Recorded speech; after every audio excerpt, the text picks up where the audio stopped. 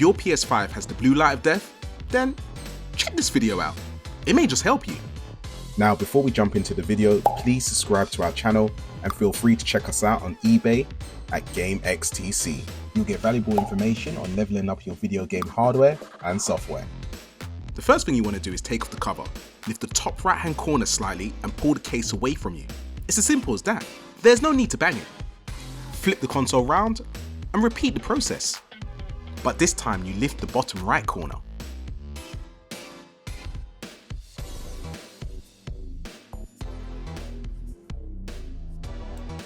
Turn the console round and then start dismantling. Yeah, this part's quite long. Clip off the plastic trimming and let's start undoing the screws that's holding down the plastic case.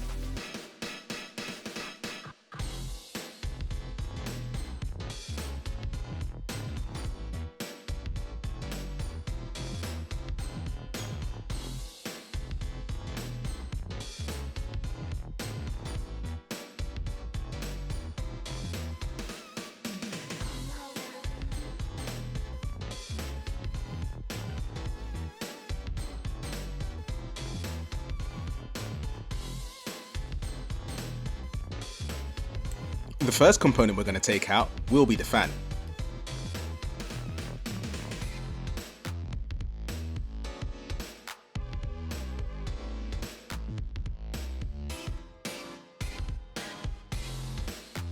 When opening up the console, I did notice that there was a few screws missing, so someone's definitely been inside this. And now I see a void sign on the fan. Yes, someone's definitely been inside this machine.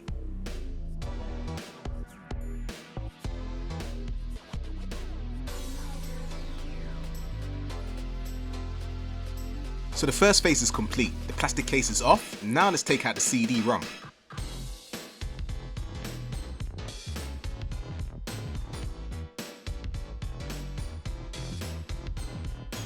Now that's off, let's continue unplugging, unclipping, unscrewing so we can take off the heat shield and get to the motherboard.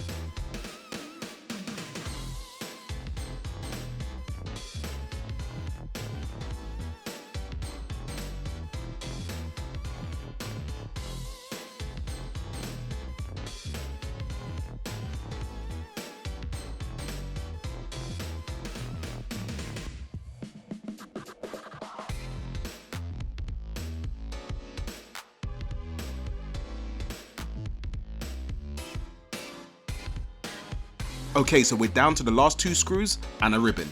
As soon as these are taken out, we should be able to take out the motherboard.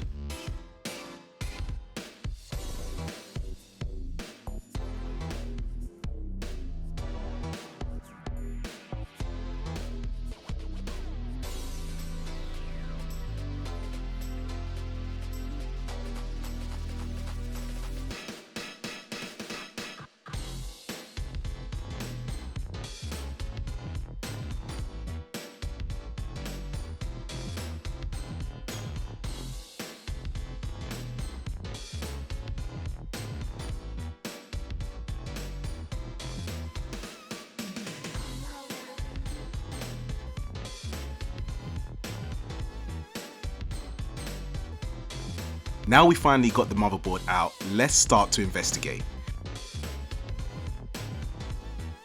So I'll set my multimeter to continuity mode. And what I'm looking for is any leakages or drop in current. Let's start at the bottom of the board.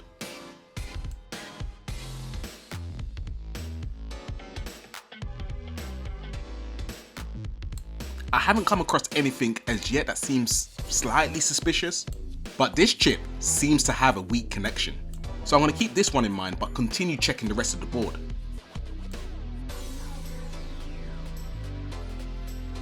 Things seem fairly normal, so let's check at the top of the board.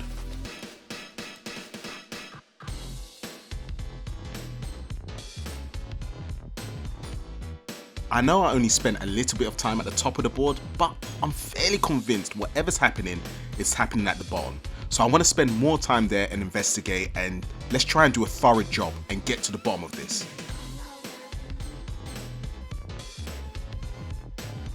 Yeah, there's something definitely going on in this area. I'll also check the back of the board just to see if there's any capacitors that are leaking or if there's any issues with them, and then let's go back to the front.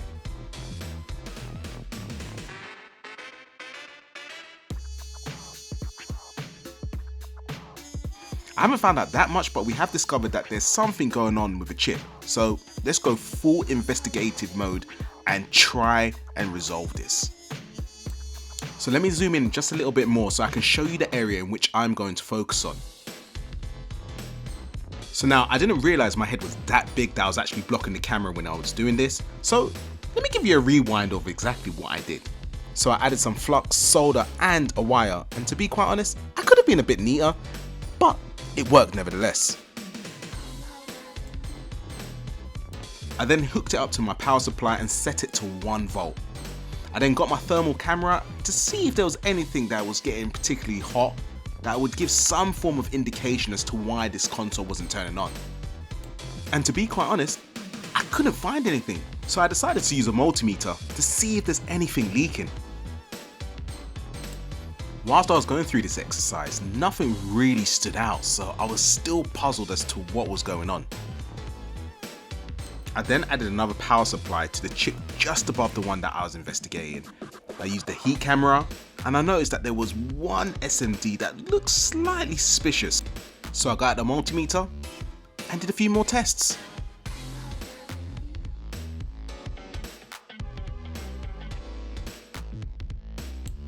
I think I finally found the issue. This SMD is losing charge.